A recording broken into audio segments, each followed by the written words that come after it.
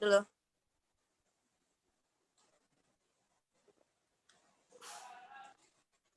Bismillahirrahmanirrahim. Assalamualaikum warahmatullahi wabarakatuh. Perkenalkan, nama kami dari kelompok Soekarno akan menjelaskan tentang kebijakan pemerintah dalam perekonomian. Baiklah, di sini kami akan memperkenalkan diri kami terlebih dahulu. Perkenalkan, nama saya Sri Devi Aprianti, nomor induk mahasiswa 19102002. Nama saya Emilia Saputri, nomor induk 1910-2015. Nama saya Fikri Haikal, nomor induk 19102018. Perkenalkan, nama saya Erlangga, NIM 19102016. Baiklah, di sini kami akan menjelaskan tentang kebijakan ekonomi yang akan dijelaskan oleh Erlangga. Kepada Erlangga dipersilahkan.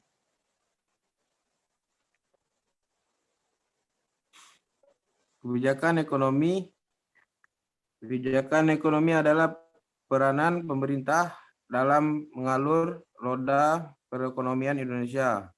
Antara lain, kenapa pemerintah terus tetap ikut campur dalam kegiatan ekonomi sehari-hari, serta produksi, investasi, distribusi, pemasaran, perdagangan, ekspor dan impor, dan aloksi atau beberapa peraturan atau batasan-batasan di bidang ekonomi yang dikeluarkan oleh pemerintah. Kebijakan ekonomi dibagi menjadi 3, yaitu kebijakan ekonomi mikro, 2, kebijakan ekonomi meso, 3, kebijakan ekonomi makro. Baiklah, di sini saya akan melanjutkan kebijakan mikro. Kebijakan pemerintah yang ditujukan pada semua perusahaan tanpa melihat jenis kegiatan yang dilakukan oleh atau di sektor mana dan di wilayah mana perusahaan yang bersangkutan beroperasi.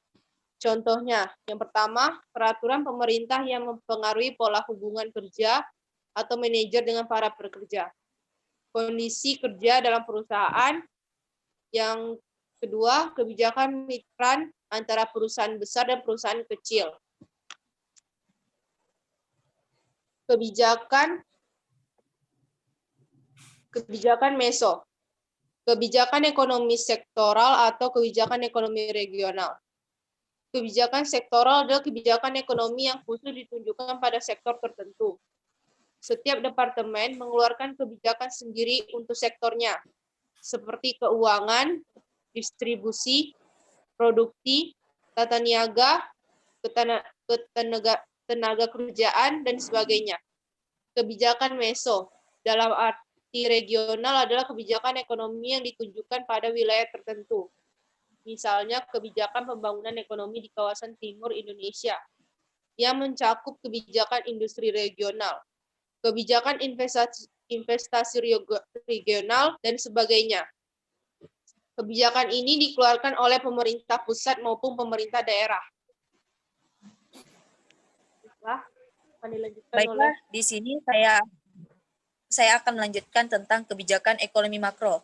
Kebijakan ini mencakup semua aspek ekonomi pada tingkat nasional, misalnya kebijakan uang ketat atau kebijakan moneter.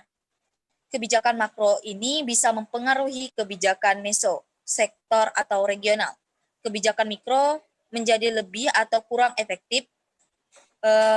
Instrumen yang digunakan untuk kebijakan ekonomi makro adalah tarif pajak, jumlah pengeluaran pemerintah melalui APBN, ketetapan pemerintah dan intervensi langsung di pasar valuta untuk mempengaruhi nilai tukar mata uang rupiah terhadap falas.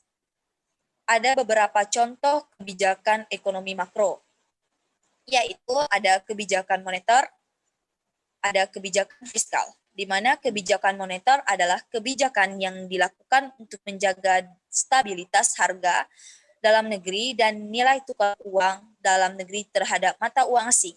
Sedangkan kebijakan fiskal adalah kebijakan untuk mengurangi tingkat inflasi yang cenderung meningkat. Baik, saya akan melanjutkan penjelasan dari Devi. Peran pemerintah dalam perekonomian. Fungsi disabilitas adalah fungsi pemerintah dalam menciptakan kestabilan ekonomi, sosial, politik, hukum, dan pertahanan keamanan. Fungsi alokasi adalah fungsi pemerintah sebagai penyedia barang dan jasa publik seperti membangun jalan raya, gedung sekolah, penyediaan fasilitas penerbangan, dan telepon. Fungsi distribusi adalah fungsi pemerintah dalam pemerataan. Peran dan fungsi pemerintah dalam perekonomian di Indonesia. 1. Intervensi langsung. Penetapan harga minimum, floor price, penetapan harga maksimum, ceiling price, intervensi tidak langsung, penetapan pajak. Yang kedua, pengendalian mekanisme pasar. Yang ketiga, penyediaan barang dan jasa. Selanjutnya, kebijakan moneter dan fiskal di Indonesia. 1. Kebijakan moneter policy. Kebijakan moneter adalah suatu usaha dalam mengendalikan keadaan ekonomi makro agar dapat berjalan sesuai dengan keinginan melalui pengaturan jumlah yang beredar dalam perekonomian. Kebijakan moneter ekspansif. Monetary adalah suatu kebijakan dalam rangka menambah jumlah uang yang beredar. Kebijakan moneter kontraktif adalah kebijakan dalam rangka mengurangi jumlah uang yang beredar. Disebut juga dengan kebijakan uang ketat, tight money policy. Selanjutnya dijelaskan oleh Emalia. Baiklah, saya akan lanjutkan lagi. Cara yang dilakukan dari kebijakan moneter. Kebijakan moneter ekspansif atau monetary expansive policy. Menurunkan tingkat suatu bunga, membeli surat-surat berharga, menurunkan cadangan kas. Kebijakan moneter kontraktif atau monetary kontraktif policy. Menaikkan suku bunga, menjual surat berharga, menaikkan cadangan kas, membatasi pemberian kredit. Baiklah, di sini saya akan melanjutkan. Tujuan, klasifikasi, dan instrumen kebijakan ekonomi, di mana kebijakan ekonomi adalah untuk meningkatkan taraf hidup atau kesejahteraan masyarakat. Di sini ada 5 sasaran erat kaitannya dengan masalah stabilitas ekonomi. Tujuan akhirnya mencakup 5 hal utama. Di sini ada 5 hal utama. Yang pertama adalah pertumbuhan ekonomi, misalnya PDB atau pendapatan nasional yang tinggi. Yang kedua ada distribusi pendapatan yang merata. Yang ketiga ada kesempatan kerja sepenuhnya. Berikutnya ada stabilitas harga dan nilai tukar.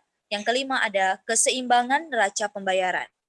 Baiklah, hanya itu materi kebijakan ekonomi dari kelompok Soekarno. Saya sebagai moderator mengucapkan terima kasih. Saya akhiri dengan wabillahi taufik wal hidayah. Wassalamualaikum warahmatullahi wabarakatuh.